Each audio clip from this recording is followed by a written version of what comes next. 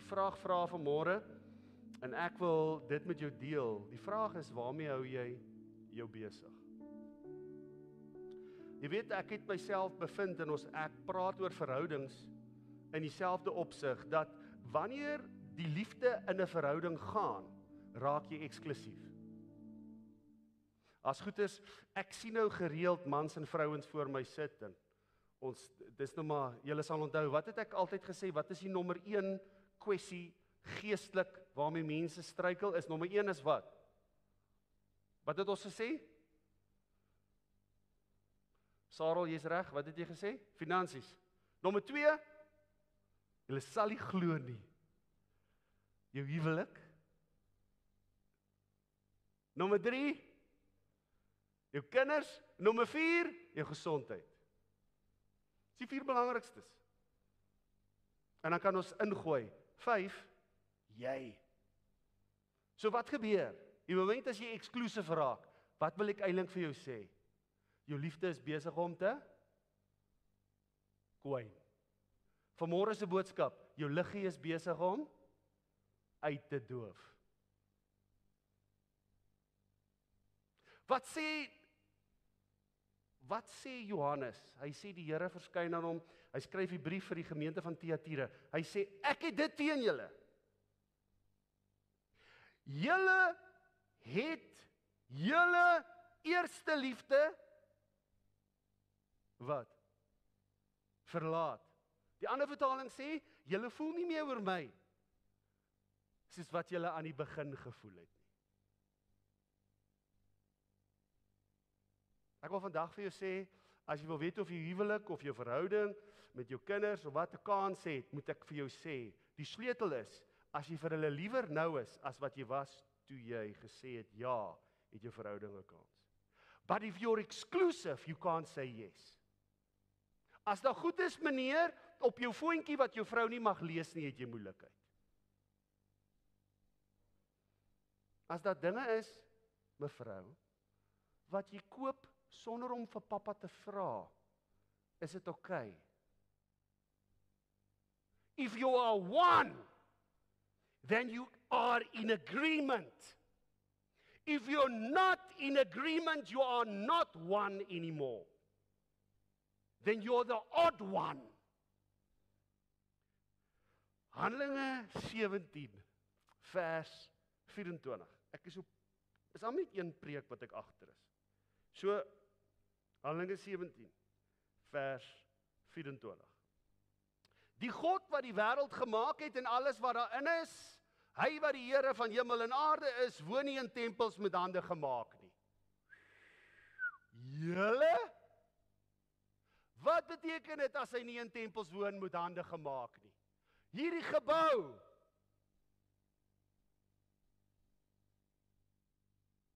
Ons leef in 'n tyd wat mense geboue, karre, huise meer aanbid as die een wat daarin moet wees.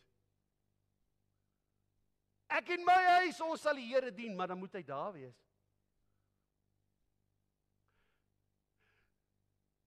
God is nommer 1 in ons huwelik, maar dan moet jy weet, waar staan nommer 1? Nommer 1 staan nie nommer 3 nie.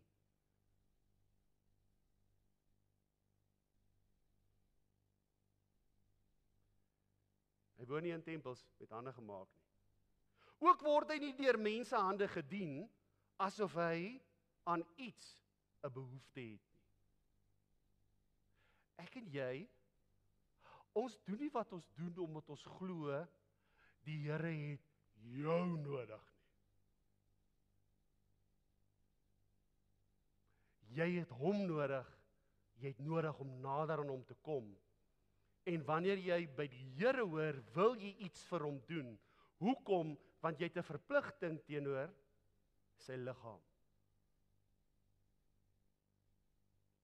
Nou, omdat hy self aan almal lewe en asem en alles gee. Hy het self besluit, hoeveel suurstof, hoeveel lewe, met ander woorde die jare van jou dae, en dan sê die skrif sommer by, en alles. So hy besluit. Ek en jy kan nie God se arm draai nie. Ons aan tweede kom. Hoekom? Want ek en jy hou daarvan om deur mense hande so 'n bietjie gepolish te word. As jy hoor, joh, maar jy het nou 'n goeie job gedoen, dan kry jy sommer skaam. Jy word sommer iemand wat jy, as jou vrou vir jou sê, jy is darm maar bobaas, dan moet ewe skielik jou hoed se grootte verander. Is die waarheid? Ons hou daarvan om te hoor, ons doen iets reg. Hoekom? Want ons is nie God nie. God hoef nie te hoor, hy doen iets reg nie. Hoekom? Want hy gee lewe. Hy is alles. Ons wil hoor ons doen iets reg. Hoekom? Omdat ons weet ons is nie alles nie.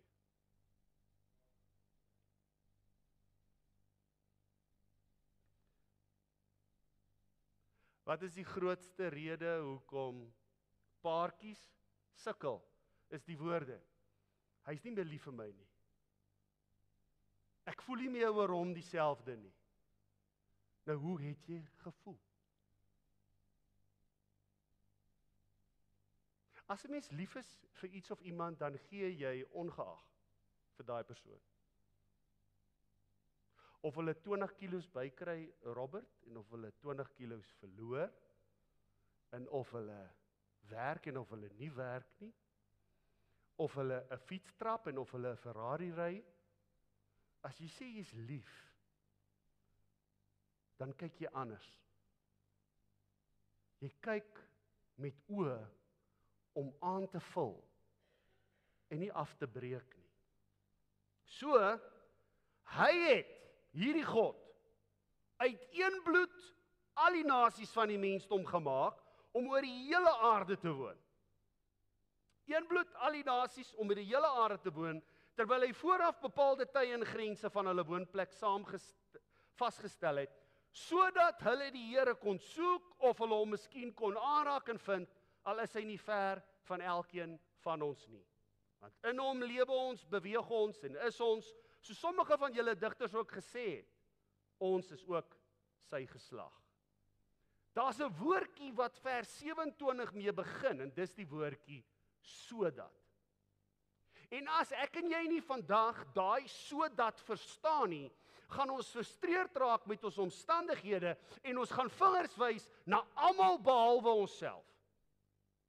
En daai woordjie sodat sê dat ek en jy moet besef dat daar is net een bloed vir al die nasies. Om oor die hele aarde te woon, maar hier's die ding. Voor die tyd het God bepaal hoe lank elke seisoen is, hoe lank elke termyn is, vir elkeen om te woon waar hulle woon, en omdat hy koning van alle konings is, het hy grense ingestel. Wat is daai grense? God se wil, God se plan, sodat dit wat voor die sodat gesê is die rede. Wat is die rede? Die woordjie soek beteken om hom te raadpleeg. Nou hier wil ek jou teleurstel vanmôre. Pastoor, hierdie dorp van ons, dis net te veel vir my. Wanneer laas jy God geraadpleeg?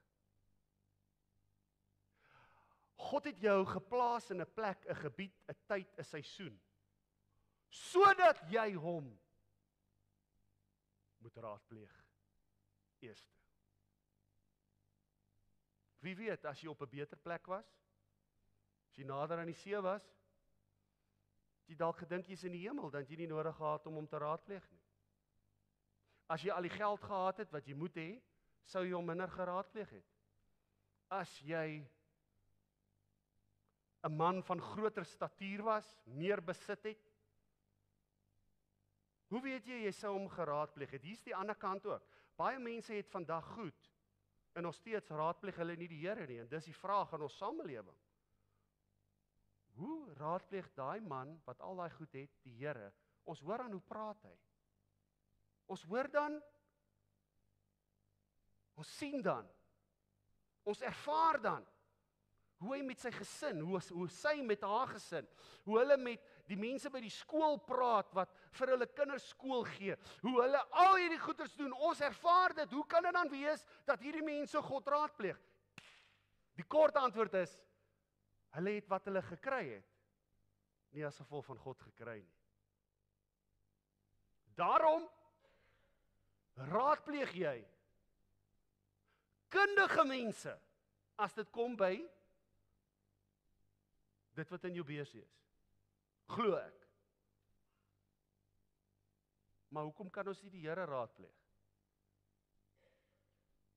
As dit kom by jou lewe nie.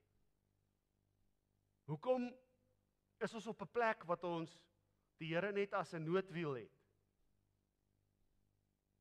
Gaan vanmôre daai vraag antwoord. Binne bepaalde tye en grense wat hy vir ons vasgestel het, mag ons hom raadpleeg.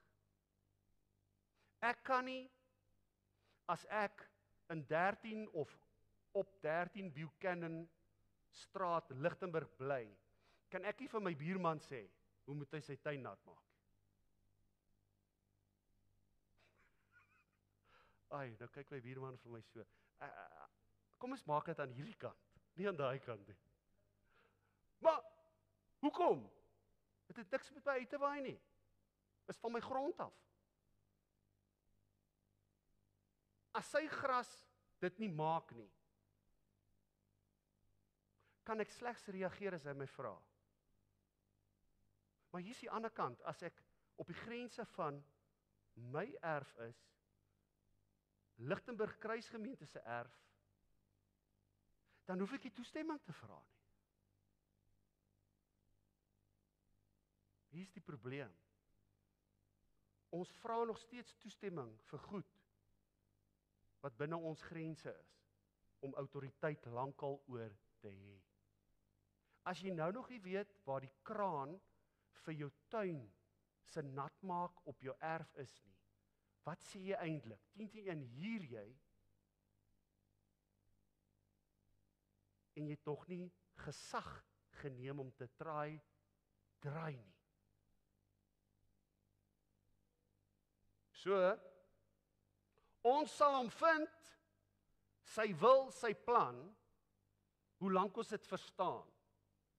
Pastoor, maar die skrif sê, my gedagtes is nie julle gedagtes nie, en julle wee is nie my wee nie, dis alles reg, ons hoef nie soos God te dink nie, maar hoe nader jy aan hom kom, begin jy begrip te kry vir hoe hy dinge doen.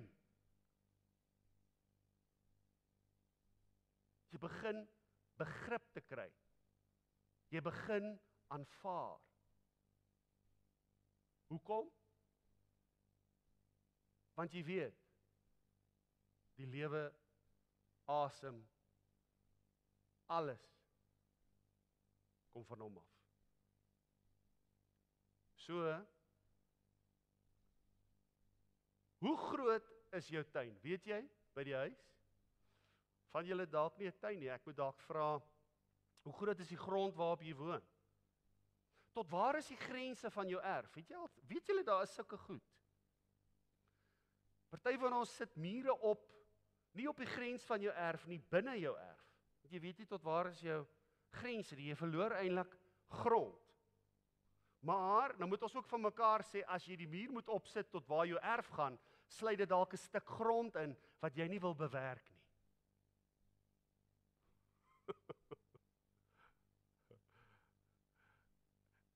Ek is mal oor honde. Maar as 'n gedeelte van honde wat ek nie van hou nie, nou het ek 'n klein hondjie. Dit is vir my makliker om te bewerk. Dit gaan by baie dinge so. Daar's baie goed wat ons wil hê, maar ons het nie die kapasiteit om dit te bewerk en te onderhou nie. Kan jy dit kry sonder die Here? Verseker, maar dan kos dit jou meer as wat dit jou moet kos. Wat maak die grond waarop jy bly, jou tuin vir jou spesiaal? Ons kom van verlof af terug. In die Kaap reën dit nie regtig nie, want dit is somer. Hier reën dit. Dus hier kom te word ons omhels met grasgroen grasperk. Hoekom? Want dit het gereën.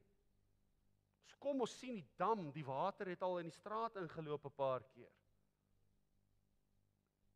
Wat maak jou tuin, jou eiendom vir jou spesiaal? Die feit dat dit joune is, goed. Maar wat nog? Kom ons gaan. Genesis 2. Is julle nog met my? Genesis 2. Vertrou die Here dat jy iets lees wat jy nie eers van weet nie of wat jy dalk vergeet het ten minste. Dat dit weer vir jou lewend word. Toe het die Here God die mens geneem, hom in die tuin van Eden gestel om dit te bewerk en te bewaak. Aan die ander woorde op te pas. Maar hy moes dit bewerk. Wat beteken dit? God het die mens begin met alles wat hy nodig gehad het. Wat hom plesier gegee het. Die woord Eden beteken plesier. Wat was sy verantwoordelikheid? God het die mens begin sonder 'n tekort. Weet jy of jy dit besef nie? Hy het die mens begin sonder 'n tekort. Met ander woorde, volgens skrif, toe hy die mens gemaak het, daar was nie iets soos werk nie. Daar was iets soos bewerk. Want werk kla ons oor, bewerk, veral as dit joune is, gee jou vreugde. Onthou eers hierna, het die Vader vir die mens gesê, nou moet jy begin sweet. So dit was voor dit net 'n vreugde. Hy moes, die mens, moes dit bewerk en bewaak. Die mens was verantwoordelikheid gegee om na sy tuin te kyk, eienaarskap namens die Vader daaroor te neem. Eienaarskap namens die Vader. Die mens is geplaas in sy eie tuin. Dis nie die Vader se tuin nie. Dis die tuin, dis die hulpbronne waarmee die Skepper die mens begin het. Hy het gesê, ek gee jou alles wat jy nodig het, want alles is in my. Ek gee lewe, ek gee asem, alles is in my. En as jy in my bly, gee ek jou die kundigheid om te bewerk en te bewaak.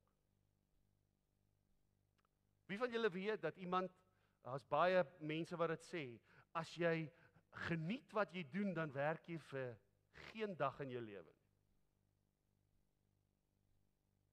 Laat 'n mens dink. Hoe het hy die Vader daaroor geraadpleeg? Nou as jy gaan lees, dan staan daar in die skrif, dat die mens het die diere die name gegee. Die mens het, hoekom? Want die Vader het langs die mens gestap. Wat is daai ou liedjie? And he walks with me and he talks with me and he tells me I am his own. So, dit was hoe die verhouding was. Mens kon amper aan die Vader vat. Maar hoe het hy hom geraadpleeg? Hoe raadpleeg ons vandag die Here as sy bestuurders oor die tuin? Ongelukkig sluit jou tuin, jou werk in, jou kinders se skool, jou vriende, familie. Dis alles deel van jou tuin. Hoekom? Want jy moet help bewerk en bewaak. Daai ongeredde familielid wat jy het, loof die Here. Jy moet die Here vra om jou te help, dat jy hom kan bewerk en bewaak. Sien, as hy net gesê het bewerk, het ons gedink, het sluit 'n bloedoog in. Maar, of 'n blou oog. Maar, nou sit hy bewaak by, so jy besef, jy mag hom nie afknou nie.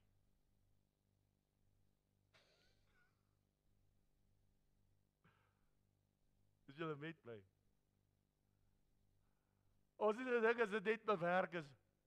5voudige bediening, waar wil jy hom hê? Maar nou sluit dit bewaak ook in. Is deel van jou Eden. Met ander woorde, daai familielid wat jy mee sukkel, het die potensiaal om jou groter plesier te gee.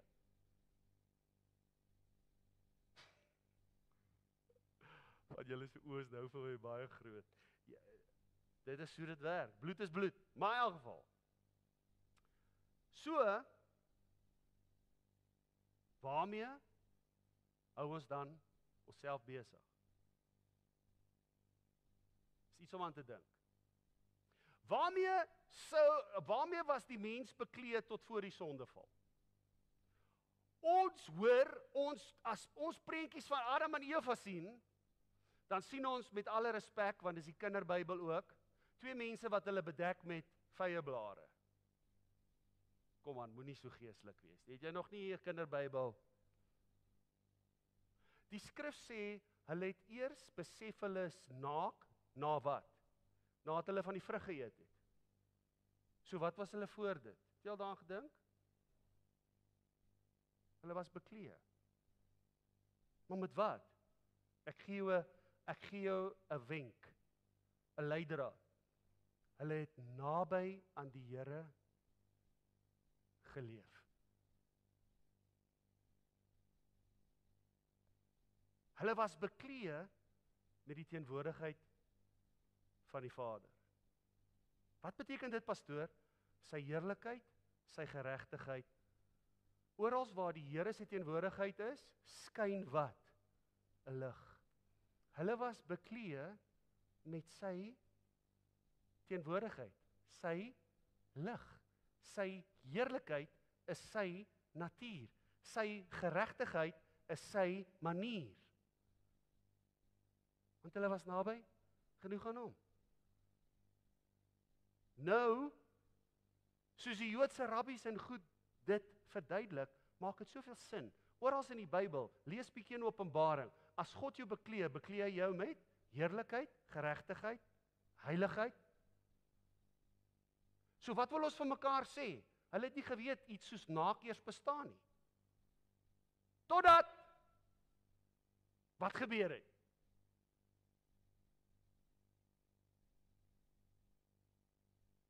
Kom ek sê dit net so, 'n dier wat met so effens van 'n slip in sy tong praat.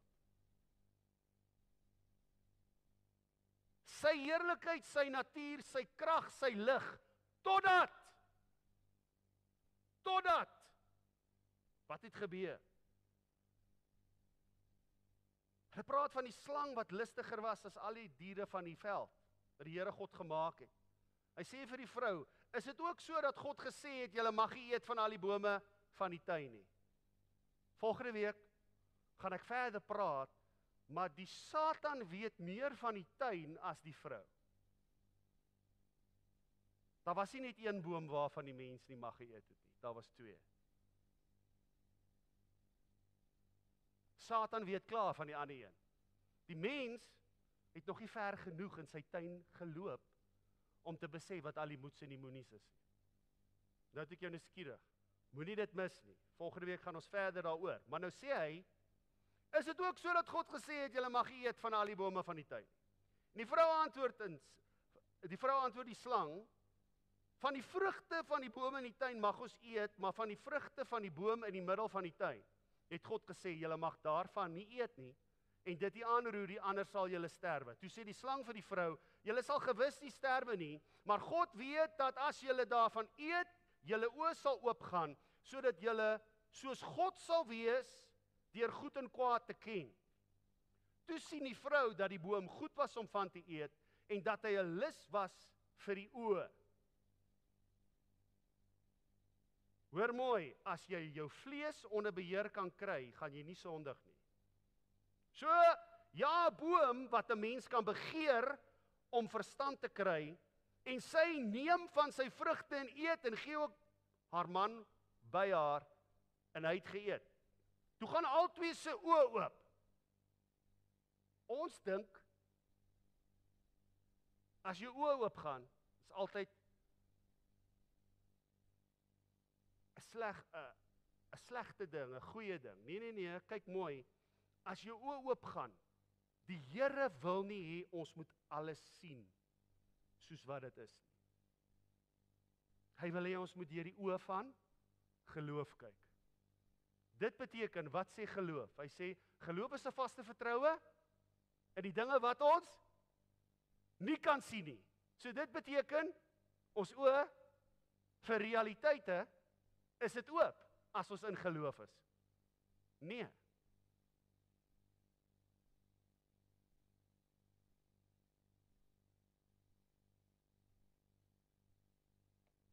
Ons sien dit, ons moet dit sien op 'n sekere manier, ons moet dit nie sien op die natuurlike manier wat almal dit noodwendig sien nie. In hierdie geval, glo ek, het hulle saam met die Here geloop. Daar was 'n heerlikheid wat uit God uitgestraal het, en hulle wat in sy teenwoordigheid was bekleed met sy teenwoordigheid, met daai heerlikheid, met daai natuur, met daai autoriteit, al daai dinge. En hulle word gewaar dat hulle naak is, en hulle het vye blare aan mekaar gewerk en vir hulle skorte gemaak. Skus, daai is 'n swaar Afrikaanse woord, maar dit is eintlik maar klere. Hulle het die stem van die Here God gehoor terwyl hy wandel in die tuin. In die aandwindjie en die mens en sy vrou het hulle verberg vir die aangesig van die Here, God tussen die bome van die tuin. Toe roep die Here God na die mens en sê vir hom, waar is jy? En hy antwoord, ek het u geruis gehoor in die tuin en gevrees, want ek is naak, daarom het ek my verberg. En hy sê, wie het jou te kenne gegee dat jy naak is? Wie wil hê jy moet so na jouself kyk? Het jy geëet van die boom waarvan ek jou beveel het om nie te eet nie?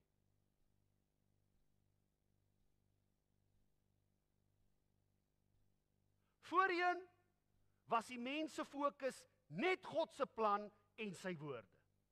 Niks anders nie. God se plan, sy opdragte, sy woorde. Dit was wat die mens se fokus was.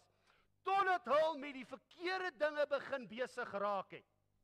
Toe word hulle ewe skielik gekonfronteer met hulle naaktheid, met hulle tekorte.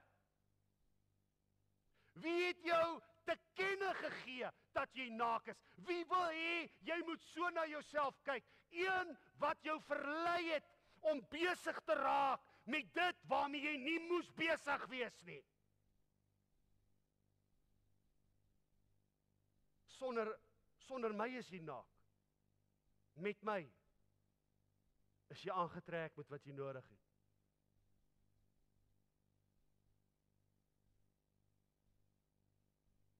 Hoekom? Sy lig, sy natuur het van hulle onttrek. Jy kan aan iemand se oë sien, as hulle regtig by die Here is. Daar's 'n lig, daar's 'n teenwoordigheid, daar's lewe, daar's asem, 'n ander asem, daar's iets anders in daai persoon geaktiveer. Hoekom? Die teenwoordigheid van die Here is in hulle. Hulle is geklee met hom.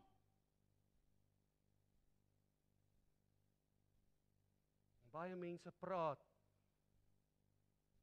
maar as geen lig nie. As nie lig nie. En hulle probeer die fokus van die dofheid van hulle lig wegneem deur indruk te probeer wek.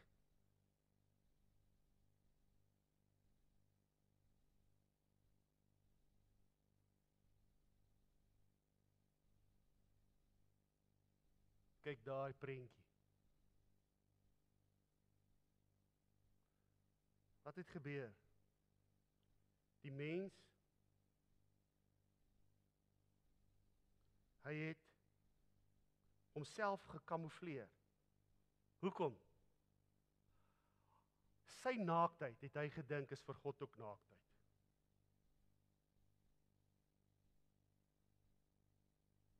Jy dink jou naaktheid is vir die Here 'n big deal. Dit is nie. Eerder die feit dat jy sonder sy lig is. En in ons samelewing leef ons vandag nog met mense wat hulle probeer kamoufleer. Hulle moet 'n sekere kar ry, hulle moet 'n sekere huis bly, hulle moet sekere hoeveelheid kinders hê, hulle vrou moet op 'n sekere manier lyk, hulle moet in 'n sekere plek, hulle moet 'n sekere werk, hulle moet. En as ek hoor deur hulle moet, dan hoor ek weer 'n wettisisme. 'n sogemaakte menslike resep wat jou sukses waarborg. Dan kom die stem van die Here terwyl ons wil kamoufleer, dan vra hy, wie het julle te kenne gegee dat julle naak is?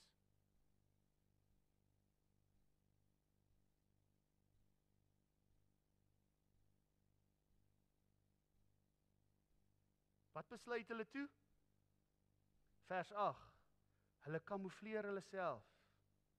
Die mens en sy vrou het hulle verberg in die aangesig van die Here deur tussen die bome van die tuin weg te kruip.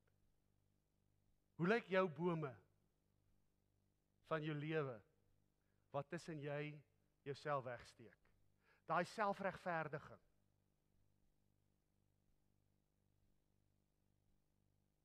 Kyk daar, waar is hy prentjie? Dit lyk asof daai man in die tuin hoort, nê? Maar dis nie sy plek nie. Hy moet bewerk en oppas. Nou blend hy in.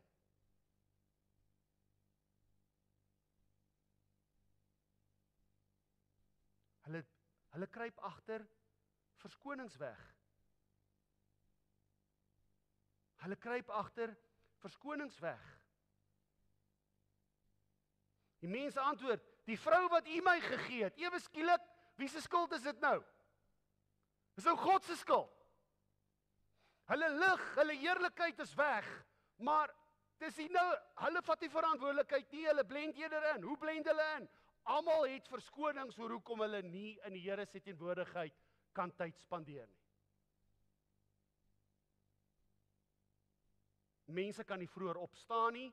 Mense het vir een of ander rede elke week 'n verskoning hoekom hulle nie aan aanbidding kan deelneem nie.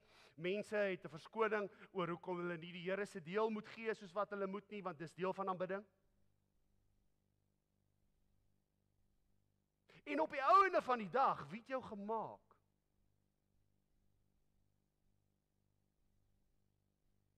So nou moet ons erken, dan erken ons eintlik dat die Here ons gemaak het vir 'n doel wat ons nou nog nie verstaan nie. Want as ons dit verstaan het, het ons dit maklik geleef. Daai prentjie. Hy het ons nie gemaak om te kamoufleer nie. Hy het ons gemaak om te bewerk en te bewaak. As jy bewerk, is jy nie altyd populêr nie. Ongelukkig Eden het 'n slang. Alles wat jou plesier gee, het 'n versoeking. 'n kant van 'n versoeking. Ja, dis daar om te geniet, maar daar's 'n skadukant. 'n slangkant. Waar jy mee getoets word. So terwyl die onkruid klein is, hou dit uit. Bewerk dit, bewaak dit. Kruip agter verskonings weg. Die vrou wat U my gegee het. En die Here vra toe aan die vrou. En die vrou sê, die slang. En dis interessant. Dis altyd iemand anders se skuld as jy nie 'n oorwinning of 'n deurbraak kry nie. Al die goed wat ons sê, en dit is so hartseer, want ek besef net, jy kyk die feit mis, dat daar onkruid in jou tuin is. Jy hardloop om jouself te kamoufleer, terwyl jy verantwoordelikheid moet vat, om jou tuin nog steeds te bewerk en te bewaak. Jesus vra in die 9de vers, waar is jy? Met ander woorde, waarmee is jy besig? Dink jy kan iets vir my wegsteek, al kruip jy hoe goed weg? Dink jy jou verskonings is goed genoeg? As ek jou met heerlikheid beklee het, as my teenwoordigheid in jou aktief betrokke was, en jy ongehoorsaam was, en nou dink jy kan tussen my skepping wegkry. Waarmee is jy besig? Hulle het probeer om God te speel oor hulle lewens. Dis hoekom hulle weggekruip het. Pastoor, hoe wil jy dit sê? Die slang sê, die Here wil nie hê, julle moet van die boom eet nie, want hy's bang, julle gaan wat word, soos hy. Hoekom is daar vandag soveel verskillende dwaalleringe, soveel verskillende sektes, want dis mense wat gelok word met wat? Jy kan soos God word. Hulle het probeer om God te speel oor hulle lewens. Nou sê jy vir my, ja maar verteenwoordig ons nie God nie. Daar's die ding. Jy verteenwoordig hom. Jy is nie hy nie. Ja, maar hy het my alle mag en gesag gegee. Hy het dit vir jou gegee vir 'n rede, nie vir jou rede nie, sy rede. Sy rede, nie jou rede nie. Ja, maar die Here seën my. Hy seën jou vir 'n rede. Toe onttrek sy heerlikheid. Hoekom? Want as jy probeer God speel, het jy nie meer sy heerlikheid nodig nie. Maar jy besluit alles wat jy wil uit jou eie uit. Jy praat soos jy wil, jy is getroud soos jy wil, jy voed jou kinders op soos jy wil. So hoekom het jy sy heerlikheid en sy teenwoordigheid nodig as jy doen wat jy wil?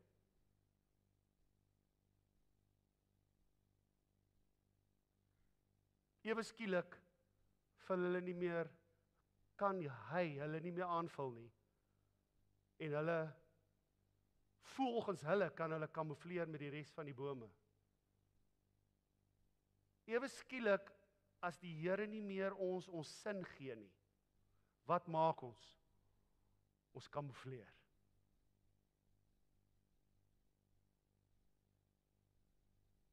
In plaas van om net te erken, ek is seker daarvan, as hy gevra het, waar is jy? Waar is julle? Waarmee is julle besig? As hulle daai tyd geskree het, Here, ons was ongehoorsaam. Vader, ons erken, ons het geluister, soos wat ons wou. Ek glo die Here kon net daar die mense heerlikheid herstel het.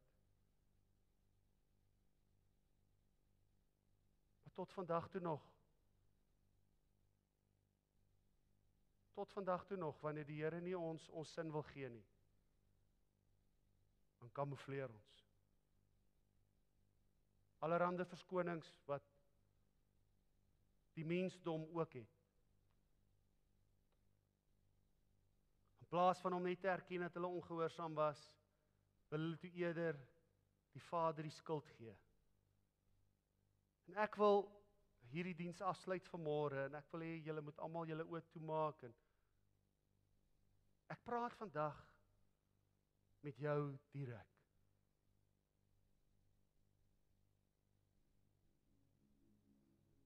Die woord is kort vanmôre, maar hy is soos bitter medisyne. Hy maak gelukkig gesond.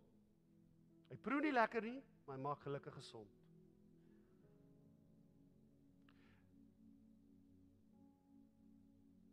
Ons kan nie langer bekostig om te kamoufleer, net omdat die Here nie ons sin gee nie. Gaan volgende week aan. As iets omtrent autoriteit, wat ek en jy mis, en ek weet, intussen het Jesus aan die kruis gesterf, en alles, maar as vanmôre nie tot jou gees gepraat het nie, dan weet ek nie. Pastoor, maar is dit nie so dat die mensdom altyd sukkel met dieselfde goed nie? Dis waar. Ons sukkel met dieselfde goed. Ons sukkel, omdat ons nie God die erkenning wil gee wat hy verdien om beheer te wees nie. Ons wil nie hom die erkenning gee wat hy verdien om in beheer te wees. Ons wil nie beheer afstaan nie. Ons wil beheer hê oor ons lewens. Ons wil beheer hê oor alles wat in ons hande val. Ons wil beheer hê oor alles en almal.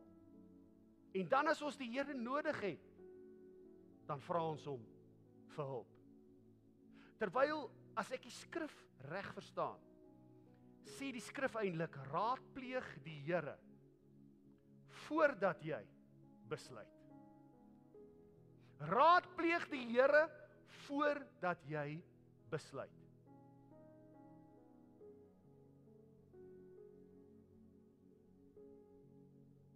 God het die mens gemaak om hom te soek. Binne die bepaalde tye en grense wat hy vir ons uitgesit het. Binne die bepaalde tye en grense het ek en jy autoriteit. Dis ons tuin, dis ons plek. Dis die gebiede wat die Here aan jou gegee het om oor te heers. En ja, die skrif sê, kom ons maak die mens, Genesis 1:26, sodat hy kan heers. Dit is so waar. God het ons gemaak om te heers, maar namens hom. Nie God te speel. Jy sien, as jy God speel, maak jy jou eie reëls. As jy God speel, skryf jy jou eie Bybel. En dan, wanneer die Here nie maak soos jy wil nie, dan onttrek jy. Want jy soek iets. Ek is lankal verby die plek wat mense se woorde my beïndruk. Ek is by die plek wat mense se lig my trek. Mense se lig trek my. Ek wil vanmôre vir jou vra, hoeveel lig is nog oor? Hoeveel lig van die Here se heerlikheid is nog in jou lewe oor? Daai lig wat moet skyn wanneer net hy en jy alleen in 'n donker kamer is, in 'n donker plek is. Daai lig wat jy nodig het wanneer jy deur 'n dal van doodskare weer gaan. Waar is daai lig?